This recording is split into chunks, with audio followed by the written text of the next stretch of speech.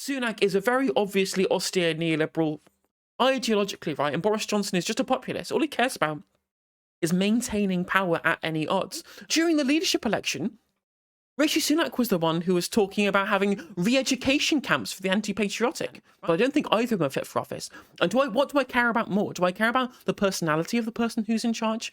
Do I care about how scandalous they are? Not really. I care about the material effects that they are going to have on the rest of the population. The person who has the democratic mandate is Boris Johnson, I think. And if it's a failure of democracy that Boris Johnson got into power, then tough.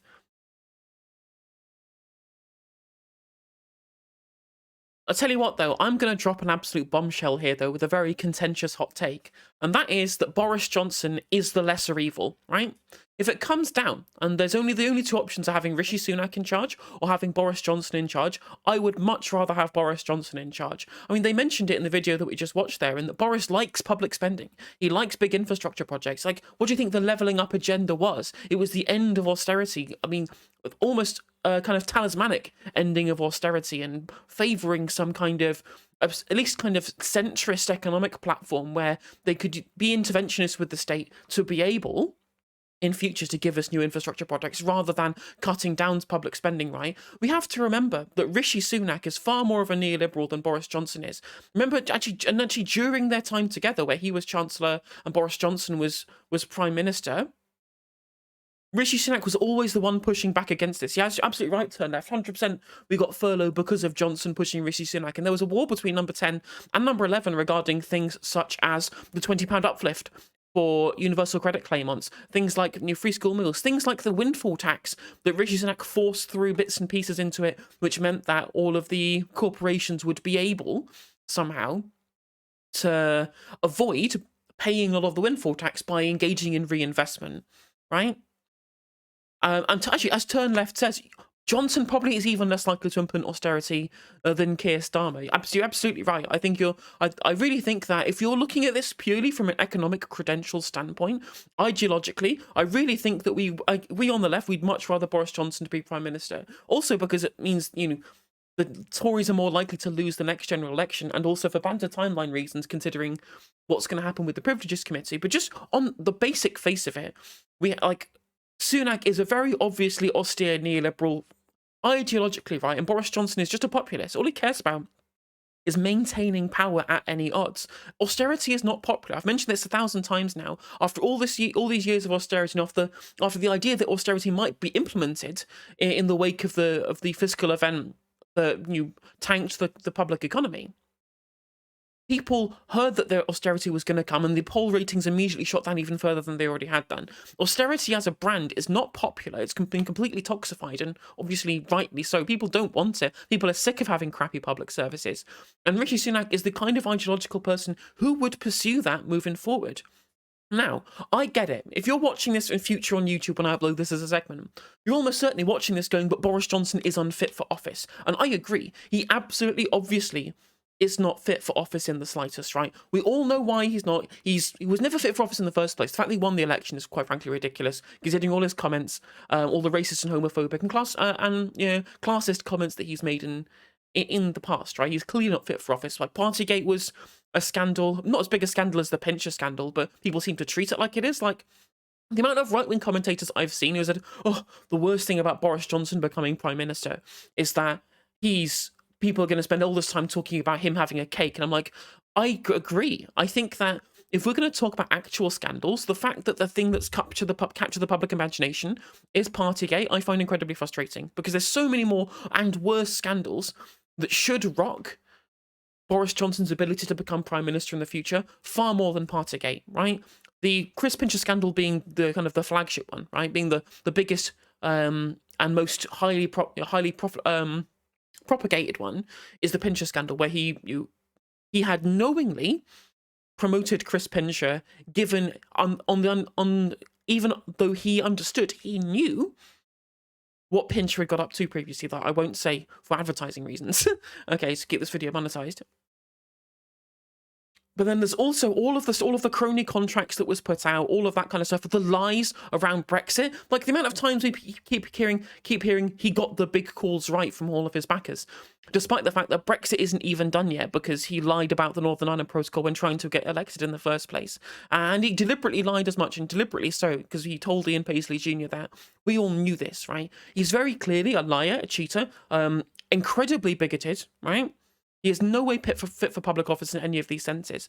But then when you contrast that against Rishi Sunak, clearly Sunak isn't either.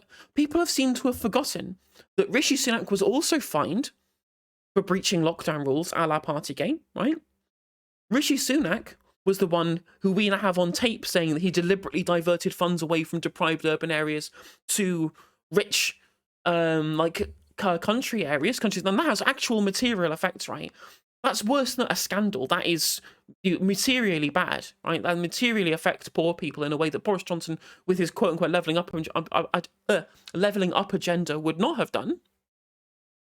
Now that's something that maybe he might have done it on the slide, but he wouldn't have bragged about it and boasted about it in the way Rishi Sunak has done. And Rishi Sunak was the one who, as I said, clearly going to be pro-austerity moving forward. And Rishi Sunak was the one who was having the WhatsApp conversations with David Cameron to try and get public funds diverted to try and save Greensill Capital. Trying to say that Boris Johnson is corrupt, but somehow Rishi Sunak isn't. Well, I think Rishi Sunak is probably even more corrupt. He's more corrupt on an ideological basis. And he's very, very happy to help David Cameron divert public funds for his own lobbying interventions, right?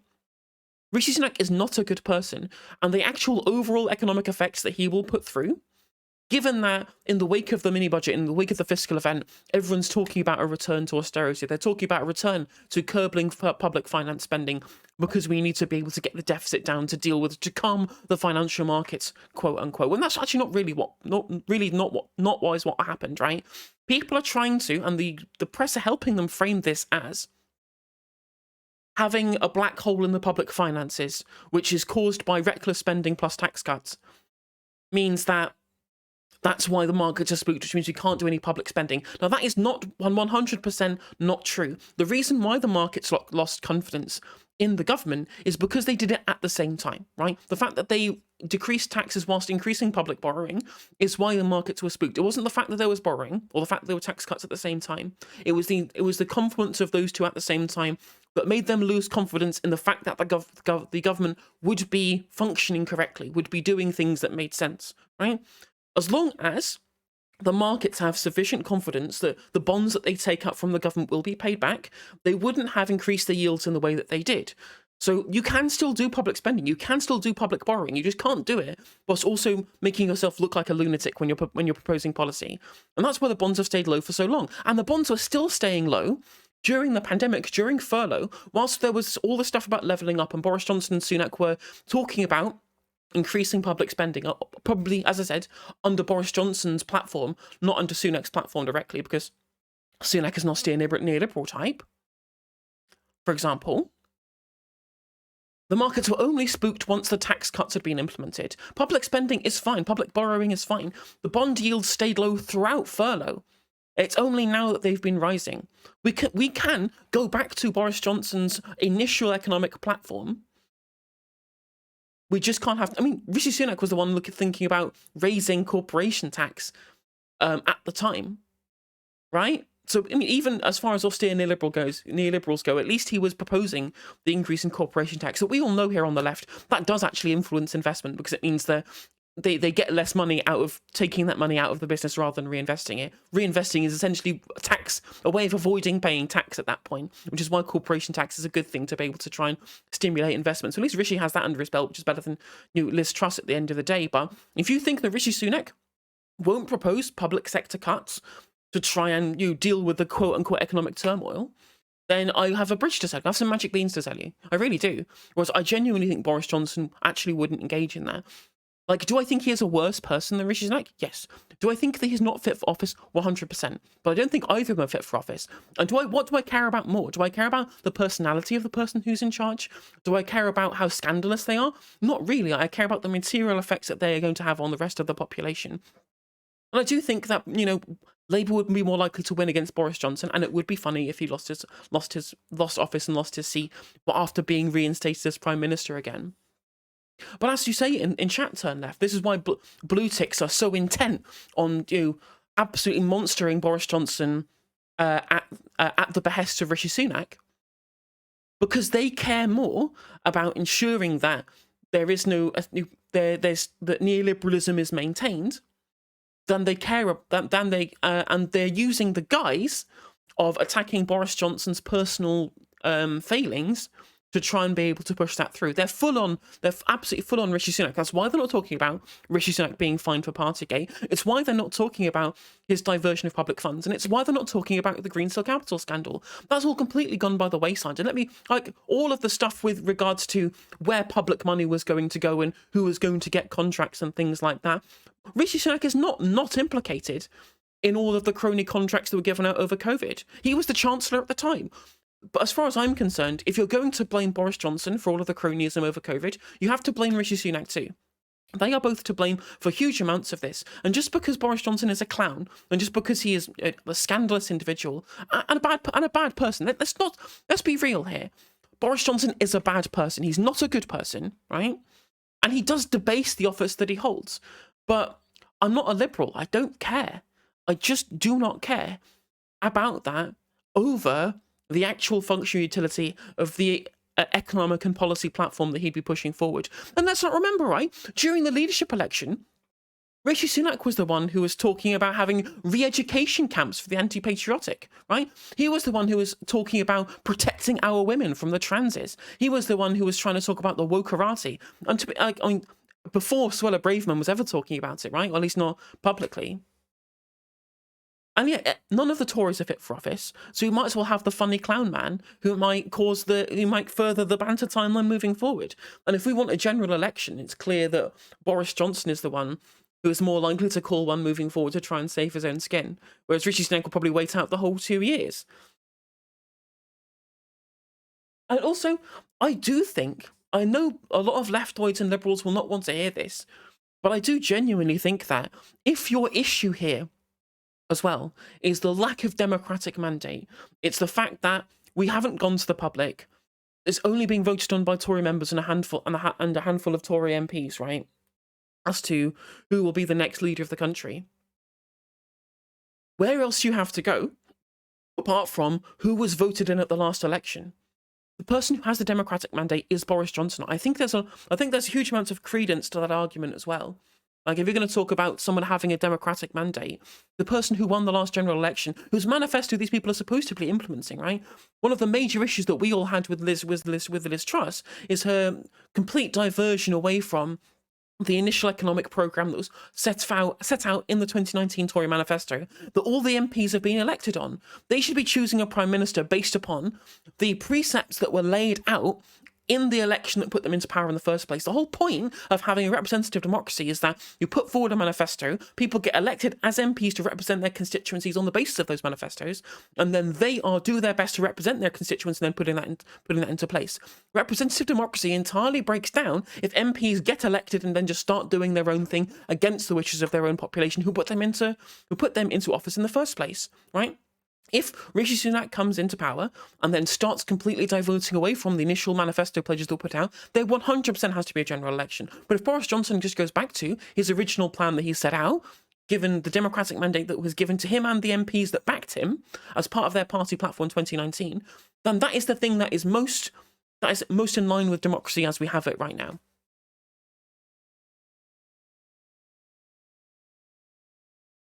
And I think, whether you like or not the fact that Boris Johnson is in charge, I think it's correct democratically that he was put into office in the first place. It's correct democratically that he had to resign based upon the scandals that were given at the time, right? But the only person who we can trust to put into place the manifesto that was elected on in 2019 is Johnson himself. And I think whether or not you like him, whether or not you like the Conservative Party, whether or not you hope for a proletarian revolution or anything like that, if one of my fundamental precepts as a socialist is a belief in democracy, and that includes the failures of democracy, and if it's a failure of democracy that Boris Johnson got into power, then tough. tough. That's the price that you pay for acknowledging democracy. And Rishi Sunak becoming elected by a very small number of members, or even more likely, a very small number of MPs, without any member getting a single vote, is worse democratically than Boris Johnson being put back into power, given the fact that he was elected in 2019. And do I think that he'll be better for the country? Yes, I do. Obviously, he's embarrassing on the world stage. As I've said plenty of times now, I think the country is well worth being embarrassed a little bit more. There are people who think we're some kind of global superpower. No, mate, we're just an incredibly embarrassing little island full of idiots. And quite frankly, we deserve another go at Johnson for exactly that reason as well. But he is indeed the lesser evil. Like, if it was up to me, if it was genuinely up to me, I'd put Penny Mordaunt in charge, right? She's already said she wants to adhere to the 2019 manifesto. She's not, I mean, she may have embarrassed herself a little bit during the previous leadership election, sure, but she wasn't the one during the leadership election who was talking about re-education camps, right? She's running on a platform of party unity, and she's the person who I genuinely feel like is also someone who's going to be able to avoid kind of austere neoliberalism that Sunak would propose, whilst also not actually being Boris Johnson himself, right? So if I had to choose, I would want Penny Mordaunt in charge. She hasn't ruled out austerity. I mean, that's fair. I mean, she's putting out Jeremy Hunt in charge, I guess, but I don't know. I mean, if specifically that Penny Mordaunt was to follow down an anti-austerity campaign, right, or at least a not pro-austerity campaign, I would back her. Maybe I'll revise my statement when you put it like that. Johnson, only likely anti-austerity candidate. Well, I mean, maybe then it is just best to have Boris Johnson back. But also, and to be fair, Boris Johnson isn't like a culture warrior either. He's not talked about trans people in the way that Rishi Sunak has, and Penny Mordaunt did a huge climb down on as soon as like the gender criticals and the Tory membership started having a go at her for saying like one trans positive thing one time. I don't. It's everything's screwed. Everything's fucked, right? Everything's completely fucked. And there should, as I say, there should be a general election. There absolutely should be. But who's going to be the best candidate for actual people in this country? And the only answer to that question is Boris Johnson. I mean, obviously, we'd all prefer the Jam Man, Kevin, but yeah, like, the idea of Rishi Sunak as Prime Minister, given what he's done, that the media's not covering. The media won't cover all of the shit that Rishi Sunak's done because they want a neoliberal in charge. They are full on happy to have a neoliberal in charge who's going to take away all of the stuff that was promised by Boris Johnson in 2019. And they want that to happen. And that's why they're so incensed by the idea of a Boris Johnson premiership. Genuinely, I really think so. And I think Turn Left in chat was correct in that assessment. Which is, I don't want to have to say this. I don't want to have to support Boris Johnson. I hate him. I think he's a horrendous person, but at least he believes in government intervention to be able to help people. And it's frustrating because everyone keeps talking about how he got the big calls right. And as I'm mentioning on the stream with you, Kev, like he got the big calls right stuff. It is Tory party electioneering, right? It's them trying to cover up their own failures of governance to try and give people the satisfaction that they need to be able to elect them at the next general election. Because politics is not just about the big calls. Politics is also about making sure that you get the day-to-day shit right. But whether or not Boris Johnson or Rishi Sunak is in charge, or Penny Mordaunt for that matter, what do you think the Tories are going to do on like a micro level anyway? Do you think they'll suddenly change tack and start properly governing the country rather than just thinking about electioneering all the time? It doesn't matter who's in charge when it comes to that. All of the whole Tory party is all implicated on all of that, and whoever's in charge really doesn't make a huge bit of difference. But as I said, to summarise, Boris Johnson has a better economic platform. He hasn't said all the culture war shit that Rishi Sunak did during the leadership election. And he's the person with a democratic mandate and whose manifesto should be put into place. So as far as I'm concerned, it only makes sense to have Boris Johnson as Prime Minister, as much as I wish he wasn't going to be. Like, I choose Rishi Sunak over Liz Truss. But out of what we've been given and the likelihood of it being Sunak versus Boris Johnson when it comes to the membership election, I genuinely hope they back Boris Johnson.